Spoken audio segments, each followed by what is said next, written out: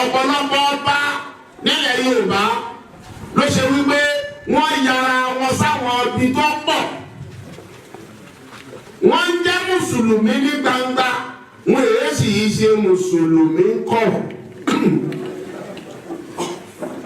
Wọ́n jẹ́ mùsùlùmí bàbá wa, ilé mùsùlùmí kọ̀rọ̀. Wọ́n bẹ̀rẹ̀ ọgbà yìí bàbá wa yìí.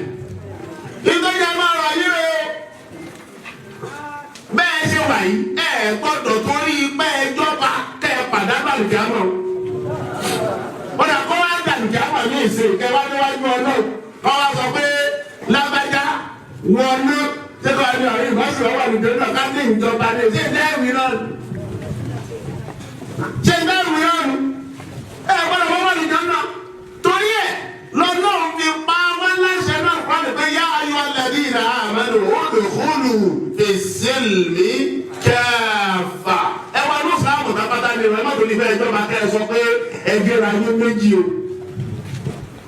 Ẹ má gẹ́ra yín méjì, ẹ má gẹ́ra yín mẹ́ta o. Ẹ̀yin ọba ẹ̀wọ̀n ní Ìsìlámù tányányé ni o. wala tattabi'u khutuwati shaytan. Ẹ má rìn lánàá èṣù o. Gbogbo ẹ̀yin ọba tẹ́ ẹ jẹ́ mùsùlùmí ẹ má ṣe bọ́ o. Bẹ́ẹ̀ bá fi lọ gbé èṣù mú tẹ́ ẹ rìn lánàá rẹ̀ ọ̀tá Ọlọ́run lẹ sọ̀rọ̀ rẹ yìí o. Gbẹ̀yìn ọba tẹ́ ẹ jẹ́ mùsùlùmí là ń wí o. Mò ń bà wá sọ irú ìwọ̀n ọba mẹ́fà tí ń bẹ ilẹ̀ Yorùbá fún wa. Kẹ́ ẹ wá mú ìtẹ́nìfẹ́ mi lọ́ọ̀gì sí bẹ́ẹ̀. Ọlọ́run kò mọ́ṣẹ́ ìṣàánú wa. Nítorí tó fà lélẹ́yìn, Ọlọ́run sọ ní categorical statement náà Quran. Wa man yabtaghi ghayra al-Islam dinan falan yuqbala minhu wa huwa fil akhirati mina al-khasirin. Ọlọ́run ti dúró wáyé pé Ìsìláàmù nìkan lẹ̀sìn tó wọ́n gbàgbé bá dàlùkì àmọ́ àlọ́. Ẹ̀sìn tó wá látọ̀dọ̀ Ọlọ́run Ìsìláàmù nìkan ni. Téèyàn bá wá gbé nǹkan míì lọ́wọ́ tí kì í ṣe Ìsìláàmù. Ẹ̀yin ọba ìtọ́lọ̀ sọ ni bẹ́ẹ̀ ni ẹni òfin ọlọ́run ó tó sí láǹkì àárọ̀ o. Ṣé ẹ wá gbọ́dọ̀ gbádùn tó báyìí láyé tẹ̀ ń bọ̀ sílẹ̀ rọ́? Bàbá dá ọkọ̀ yìí sì ká ló kó wọ́n ṣe kábíyèsí o. Èèyàn mélòó wọ́n sọ bẹ́ẹ̀ fún ládùúgbò yìí. Bàbá dá ọkọ̀ yìí sì wọ́n ṣe ṣéwù fẹ́lòmí. Bẹ́ẹ̀ bá wọlé gbogbo àwọn tó kù ó dìde bẹ́ẹ̀ wá kí ìjókòó àgbọ̀dọ̀ jókòó. Ìkìlá àmàlùwà ìjìlá àlàlàkùn. Torí gbọ́dọ̀ bá àlejò ọlọ́mọkùn ilé bí àwa náà gbọ́dọ̀ pọ̀ ilé. Ẹgbẹ́ tí wọn látẹ̀ lò náyé. Bẹ́ẹ̀ni ọba ti jọba kò tó ra ilẹ̀ mọ́ ilẹ̀ tó bá wù ní èèmù. Ètò bá sì wù ní òbíṣe. Àbí tó bá fẹ́ ilẹ̀ ní. Kódà bọ́bá tó fẹ́ ilẹ̀ ń lu mi, òun àtọ́ba àlú yẹn tájọṣepọ̀ tó dáa tó bá wà láàrin wọn àtọ́ máa bọ́ra wọn lẹ̀. Ṣé bẹ́ẹ̀ ni ẹ bẹ́ẹ̀ kọ́? Ẹgbẹ́ wọn ni bẹ́ẹ̀ ọlọ́jọ́ náà ẹ gbàdúrà bẹ́ẹ̀ kú. Ọlọ́run olúwẹ̀ náà sì jọ bẹ̀rẹ̀ náà àwọn gbádùn yìí ti.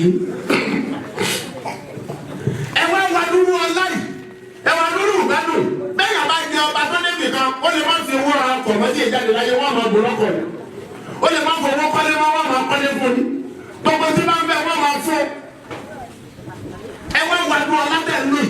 Sọ wá dáa kọ́dà lòkè àmọ́ Ọlọ́run kéèyàn wá wà nú ẹni òfò lágbó ọlá tẹ̀ lù láyé. Ẹni tí ò bá sì di Mùsùlùmí lọ́dọ̀ Ọlọ́run tí ò wọnú ẹ̀sìn yìí tán pátápátá kò ní wà nínú ẹni tó lọ́wọ́ ọ̀kẹ́ ẹ̀yìn kábíyèsí. Torí ẹ̀ ẹ má bẹ̀rù kankan ẹ má payà kankan ẹ jẹ́ ọba ò sọ pé bẹ́ẹ̀ sórí ikú wájú Ọlọ́run láti kà á mọ̀ kọ́dà ìjẹ́ ọba gbọ́dọ̀ yẹ kó sọ ìlú lórí rẹ̀. Ìjọba ló yẹ kó sọ ìlú lórí rẹ̀. A ní ọmọ pàṣẹ fún ilé ìsìn ẹ̀yin lè pàṣẹ fún gbogbo èèyàn nílùú yìí. Ṣé wàá dá káwọn kan wá kó bọ́ ọ̀pọ̀ yìí lọ́wọ́ tí ó kú bá yín wájú Ọlọ́run tó bá dàbí àwọn Ọlọ́run. Ṣé rí Ọlọ́run ní wàlá pẹ̀lú àfúnà fi kulli ummatin rasulan an i'budu Allaha wajtanibu at-taghut. Gbogbo àwọn ànábì Ọlọ́run ṣe méjì kan wá ṣe náà nìyẹn o. Ẹ̀sìn lọ́run ẹ̀kún di òòṣà. Ẹ̀sìn lọ́run ẹ̀kún di òòṣà. Gbogbo ẹ̀yin bá gbogbo ẹ̀yin ọba aládéládé lóyè. Tẹ ẹ jẹ́ mùsùlùmí tẹ ẹ sì fẹ́ rí ọba àlejò ọládé sí lọ́dọ̀ pẹ̀lú ọ̀rọ̀ lálùkì àwọn Ọlọ́run ẹ̀sìn náà ẹ̀ mọ́ bọ́ ọ̀ṣà. Bẹ́ẹ̀ bá ti fò ọ̀ṣà bíbọ tó ìjọba ayé tí ká mọ̀ tara wa ẹ̀ ní wà lìtẹ́lẹ̀ lálùkì àwọn.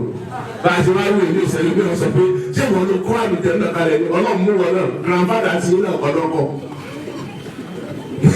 àbí dáàdì ní kọ́lọ́kọ́ dáàdì tiẹ̀ náà kọ́lọ́kọ́ sẹ́ńpù ọlọ́run ló gbé kalẹ̀ ó yìí ti júwe àwọn tí ó wọ bẹ̀ fún wa àwọn tí ó wọ bẹ̀ làwọn ń júwe a sì ń júwe wọn fún àwọn bàbá wọn báyìí kí wọ́n lè máa wà nítorí láti kí àwọn ọ̀gbọ́n máa bàbá yìí dáa ju kí wọ́n wọlé lọ ọlọ́run ò ní ṣe ẹran yín lẹ́ran ọdún ẹ máa bàbá yìí sàmúlò lórí ọlọ́run ọlọ́run jẹ́ sí àgbáre wala ilaha illallah ṣe rí ẹwọ ọ̀rọ̀ yìí tí n bá ti láwọn Kùránì dé bẹ́ẹ̀ màá wá rò wípé àṣẹ gbogbo wa àjámọ̀ nǹkankan tọ́lọ̀ ń bá lè sọ bẹ́ẹ̀ fáànù lẹ́dùnrọ̀ Muhammad sallallahu alayhi wa sallam tá a lọ bá tọ́lọ̀ wọ̀ lè sọ bẹ́ẹ̀.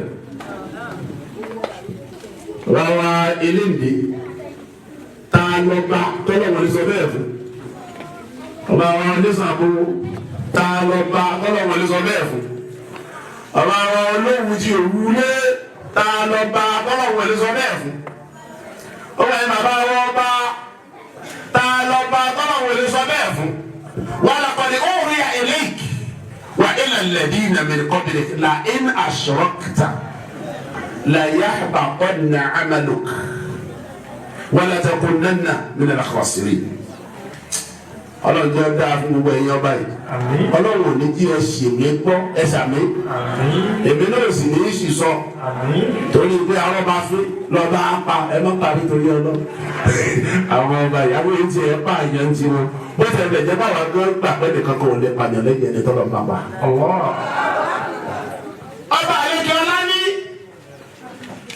àwọn tí wọ́n ti lọ ṣáájú kí wà nábì tó dé. Ọ̀rọ̀ kan náà làwọn sọ fún wọn. Bá a ti wí fún wọn lábẹ́ wí fún wọn náà yìí. Pé wà nábì láìna àṣọ̀rọ̀kìtà tó o bá fi lè lọ ṣẹbọ tó o ṣe ṣírk tó o ń bọ́ ọ̀sà.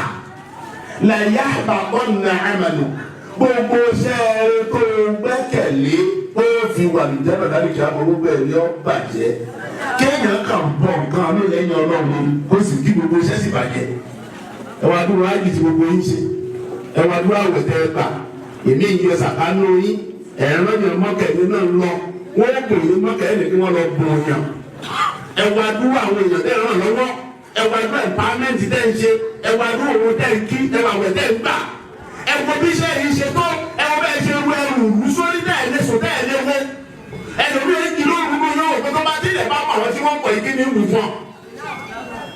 ẹwà dúró wàhálà tẹ́ ń ṣe ṣé wà pé iṣẹ́ rẹ ní gbogbo rẹ̀ tó yẹ kí ni ọ̀gbìn gbàlejò náà lálùkì àmọ́ ṣùgbọ́n ẹjọ́ tẹ́ ẹ bá fi lè lọ bọ́ kẹ́lẹ́ kan bóyá ẹ ṣègbẹ́rẹ́ arọ́ bí ẹ̀yin bá ní èsì ẹ̀yin lọ ṣègbẹ́rẹ́ arọ́ bí ẹ lọ dé oúnjẹ ẹ so ìfúnpá ẹ lọ rí kìnnì kan mọ́lẹ̀ nítorí bẹ́ẹ̀ jọba bóyá káàdì lè gùn ní káyé má bàa mú ẹyin àti kìnnì kan lè torí ẹ̀ ṣe gbogbo ṣẹ́jẹ́ bàjẹ́ wọ̀ lọ. ẹ wọ ọlọ́wọ́ lè ti yí ọba mọ́ ilé ajé mi ti yé lọ́wọ́ náà ọlọ́wọ́ lè ti yí ẹ̀jẹ̀ kan àtẹnudọ́ bá bẹ̀rù ọlọ́run tí ó sọ náà.